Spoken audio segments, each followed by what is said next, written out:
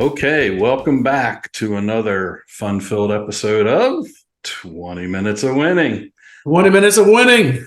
Here with my dear friend Larry Thornton. You having a good afternoon so far, Larry? I'm having a great afternoon. It's good to be back with you. Looking forward to this discussion, and hopefully our listeners will be able to get some modicum of information that can help them get closer to a winning experience. That's what this is all about. Yeah, I'm sure there'll be quite a bit of value added for folks. Today we're talking about chapter 3 of your book, Why Yep. Not Win, which is titled If You Can't Take Anything, ... And the general topic we want to cover today is perseverance, winning through perseverance. Yeah. How perseverance can be essential through getting through tough times and coming out the other side a stronger person. Yeah. Yeah. So in chapter 3, you talk about the abuse that you took as a ninth grader in 1967. Just for a little context, that's the year after I was born. I don't want to make you feel old, but Well, I do, but that's all right. Well, you look good. In describing that experience, here's what you said. I just want to read a brief passage. Every day from the moment we got off the bus, this is back when kids actually used the school bus, right? Yeah. From the moment we got off the bus in the morning until we were back on in the afternoon, we were often belittled, dismissed, humiliated, and sometimes pinched, pushed, and shoved. Yeah. Yeah. To say those were challenging times would be the epitome of an understatement. What's going through your head as you are belittled, dismissed, humiliated, and how did you persevere through all that? Yeah, well, tell you bring back some interesting but unfortunate memories, Dave. It was a difficult time for everybody. I mean, we had never been around whites in that capacity, and whites had not been around blacks in that capacity. And there were a number of social norms. I call it social constructs that sent unwritten messages as to how those two communities ought to behave. And let's go ahead and use as a backdrop, I'm only 12 years old in the ninth grade, and just reaching puberty, figuring out who I am, noticing girls noticing, and now you've got these tremendous messages of inferiority coming at you on a daily basis. And it was just a difficult time and tough for me to calibrate as I go back, even with this chapter, which is one of my favorites. It was difficult writing that because you can't write it without reliving it. And so I was right back there, but it was tough to say the least. There were only 6 of us, Dave, in the entire school. So we could very easily go through the entire day without seeing each other. So it was a very lonely walk. And to be rejected in that way with those unspoken messages was difficult to say the least. Based on my reading of the chapter, it sounds like things hit rock bottom maybe April 5th, 1968, the morning after Dr. King was assassinated. What was that morning like? Yeah, well, the biggest challenge for me was experiencing how my mom and my dad felt. My mom was a very firm, strong individual, just a rock in our family. Dad was visibly shaken, my mom crying, and the community was sad. And of course, even though I couldn't fully appreciate the significance of Dr. King at that age, but I knew something terrible had happened. And to contrast that, Dave, with the next morning, exiting the school bus, and as I say in that same chapter, it would mirror something of a funeral procession. All of the kids were as if they were bloodthirsty, dead silence, waiting for us to exit the bus to get our reaction and to see that burst of jubilance. And this celebratory atmosphere was just something difficult to calibrate from last night to tonight over the same incident. And even as a young person, at this time, I'm 13 years old, I could never figure out why they disliked me so much. And I hadn't done anything that I could point to. And even as a young person, Dave, I could even then, when the reasons would circle back to skin pigment and hair texture, it was even then too trivial to be the reason, and I would dismiss it every time. But eventually, I had to acquiesce to the reality that it was nothing, it was not about anything more than skin pigment and hair texture and social construct. And this is the way I'm supposed to feel about you. But yeah, that was a very, very difficult day. You don't talk about this in the book, but I'm wondering if the school administrators and teachers were helpful at all that day and other days in terms of trying to be protective or be supportive. That's a good point. And I tried to memorize some of that as I put that chapter together. And I can't say that there was any assault or any situation that I felt from the faculty and the administrators that we were dismissed. I do recall a certain amount of toleration, just kind of getting through the day. But I do remember them having to protect us in early mornings and after school. The dropouts or the hoodlums, if you will, from the community would show up, and they've got bats and sticks and pipes to do us harm. So they had to protect us for the first few months, as I can recall. And then things began to get better as the year grew on. And of course, that incident with Dr. King would be a seminal moment for the Black community as well as the white community. So as I said earlier, just difficult times, to say the least. But one of the things that I would mention, and I don't say this so much in the book either, is that I wonder how I tolerated it. How did I eventually learn to become comfortable in this very uncomfortable setting? And I don't know that I ever became comfortable, but I always knew that I was leaving a home of love and support, though I couldn't believe or understand why my mom would decide that I would be one of the 6 students to be a part of this integration experiment. But going home to love and acceptance, I think, was so powerful. And I never gave a whole lot of credence and credit to that.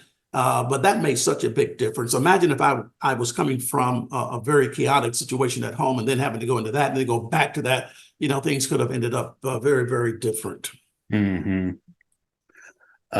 Thinking back to our theme of winning through perseverance, how do you think going through that experience helped you become successful at Coca-Cola, at McDonald's, getting on corporate boards, all the things that you've subsequently done professionally? Yeah. Well, I'd probably want to liken that, because the parallels are so similar. In our institute today, as you well know, and you so clearly illustrated through the graphic novel that you put together for us, which, by the way, has won 8 book awards, and I think that there's a medal. So at some point during these, you're going to have to pull out those medals. I'm so proud of that, and the way that you communicated with such resonance to a younger demographic, some of the same messaging from the book itself. But when I look at my world today, being the first and only African-American to own a McDonald's in the city of Birmingham, the first African-American to serve on the board of directors of Coca-Cola United, this 10,000 associate company across 6 southeastern states, to be the first and only Black to serve on the board of directors of Synovus Bank. When I look at these opportunities that I have today, I wonder sometimes if I had not had the experience of being in settings where I'm looking at faces that didn't look like mine and learning how to navigate through that, which hones your communication skills, your relation skills. You watch how you deport yourself. for different reasons, but all the same, you're learning these skills as far as I'm concerned. So serving on these boards, having been with Coca-Cola for, gosh, 44 years now, starting at $5 an hour, and now serving on the board of directors of that company, on the board of directors of the bank, I'm looking at faces here again that do not look like me. And so I'd like to think that some of the exposures that I had, Dave, was paramount to understanding and facilitating my level of comfort in these settings. I know several of my associates who were on corporate boards, 2 years, 3 years, 5 years, but to be able to say 44 years, with the bank 30 years, and as a McDonald's franchisee, 32 years, I like to think that that was grounded and rooted in having started at Goodwin Junior High School, 12 years old in the 9th grade. There are some significant parallels that I credit. You talk in the book, and we captured it in the graphic novel, that first time walking into a boardroom and you're the only black face surrounded by a bunch of white faces. And at some level, you didn't feel like you necessarily belonged. But I have to think that having gone through the much more traumatic experience at Goodwin probably helped you deal with that first day on the board. Like, well, shoot, nobody's probably going to hit me with a pipe today, or, say something obnoxious to me. So this will be okay. Yeah. Well, what a great analogy too. And thanks for bringing that up, because I do remember wishing that I had at least visited the bank on some of those subsequent and requisite luncheons that I had as they were vetting me, to have just walked in the boardroom. I think that that would have kind of created a sense of calm to me. But I remember a day walking into that boardroom for the first time for our first board meeting. And I'm looking at these mahogany walls and these tall back leather chairs. And as we sat down, the secretary passed out the binders, this huge red binder with my name and it sculpted into the binder. I mean, it was, and I remember just running my fingers across my name. And then Dave kind of slyly looking around at the other binders to see if theirs were as red as mine. And they were, because you can't take all of this in. 2 life-size, hand-painted portraits of the founders of the bank. One of those founders invited me to be a part. It was overwhelming. And as I sat there, the one thing that permeated my thinking was, my parents never even had a checking account.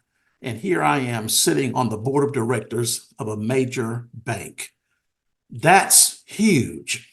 And you're so right. I'm sitting here with 11, we didn't have any women on the board at that time, 11 of the wealthiest men in Birmingham.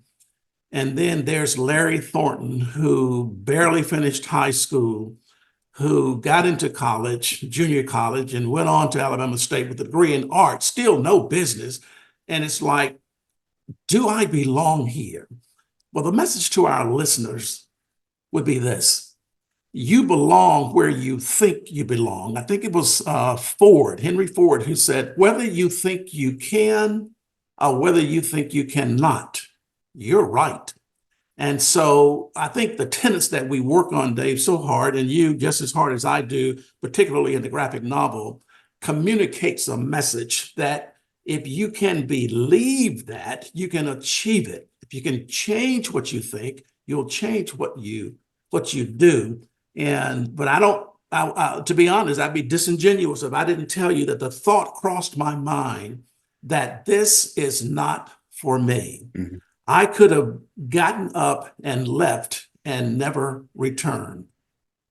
And that's how it happens with so many of us, which goes back to, if you can't take anything, you can't have anything.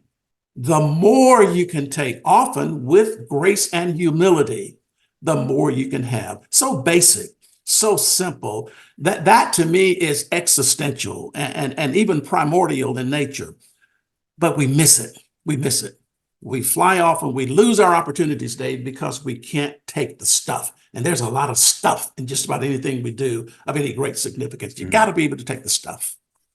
You know, when I think about perseverance, I think about it, playing the long game. And Yeah. you had another passage in chapter 3 that I think is pretty instructive along those lines. You talked about if you could speak to your 12-year-old self, what you would say is the following. This experience is not about you. I know you are young. I know you are afraid. But if you conquer this, the ripple effects will touch your children, your children's children, and a Southern community beyond imagination. So, you know, when we think about perseverance, we also have to think about, you know, your parents, your grandparents, things that they went through to set you up for success. I think about my great grandparents who came over from Eastern Europe because my great grandfather did not want to get drafted into the Soviet Army. So they got on a boat with nothing in their pockets, came to the United States, and, you know, fast forward 100 years, and I have this beautiful house, beautiful cars, great friends. But you know, they'd have no idea that the investment they made in persevering would have paid off so much for their descendants. And that term of the 3 P's that you wrote about, give them to me: perseverance, people, persistence, perception, people, and perseverance. Yeah. I mean, that is such a powerful line. And I can't tell you how many people miss their end because they can't persevere.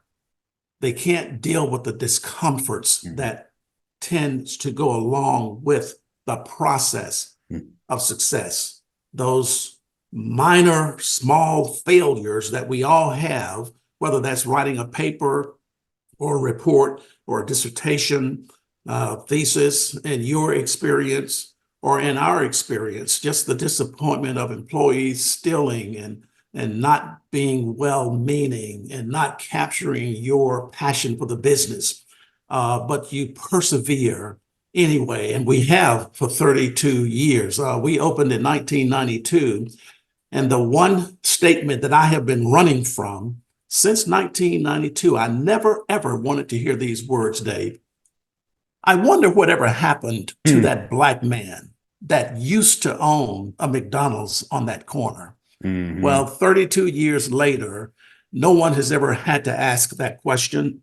And with my son being so passionate about the business and a part of it, it is my hope, and I trust that that question will not have to be asked for another 30, 40 years.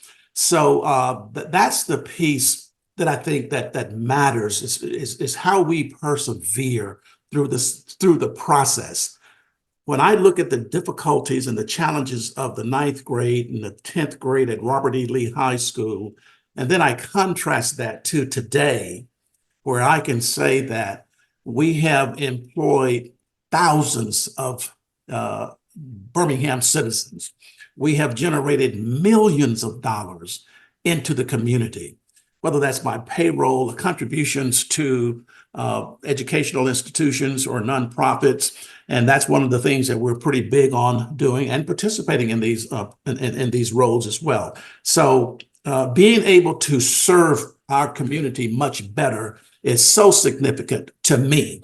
And I'm so grateful and thankful that I had what it took to persevere through that situation in 1967, 68. So we started Grateful out for it.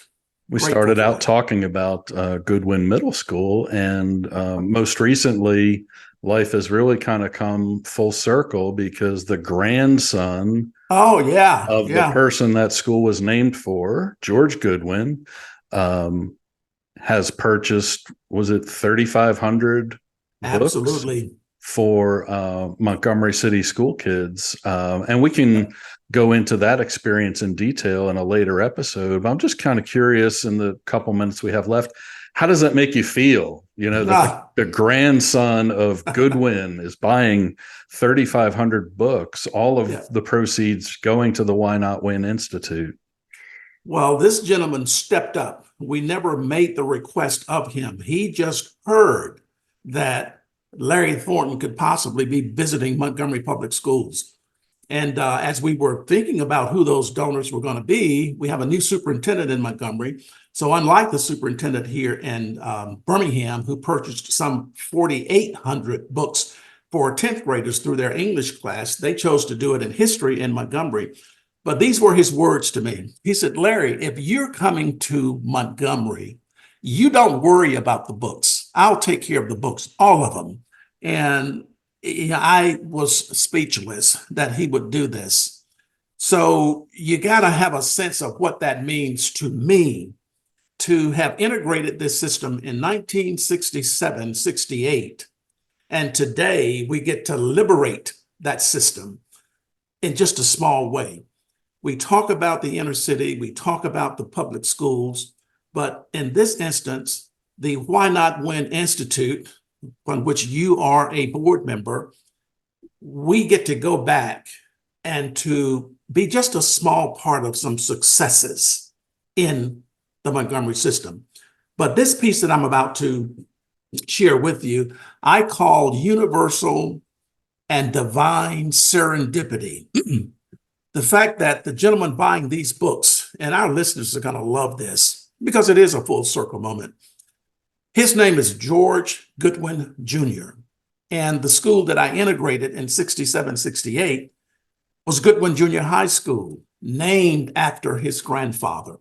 That's kind of an indication, Dave, that we're on a good track, that we're doing some things right, that the universe is conspiring to uplift and partner with Why Not Win in order to make a difference in the lives of so many people. We're going to talk about in future episodes what turned and changed the trajectory in my life right there in that setting, as a matter of fact, at Robert E. Lee High School. But we'll get into that later. But yeah, it's such a special moment. I said to George, and he's a super great guy, but these were my words to him. I said, George, now, understandably, I have no fond memories of your granddaddy's school. Let's just be honest. It was tough every day. But it would be my honor if you would join me when I visit Goodwin Junior High School. And so he has agreed to do that, Dave. That is going to be a particularly resonant moment. And I can't wait for that day to happen, to talk about this family who is addressing some of the ills of our Montgomery public school systems. I'm just too excited and can't wait to get back to Montgomery. That'll be a great day for sure. Absolutely. Lost my microphone. We are out of time, so I will. Oh, really? Whoa. There's always another episode, however. Another 20 minutes. There's another 20 minutes right around the corner. There you go. Take care. Thank you, sir.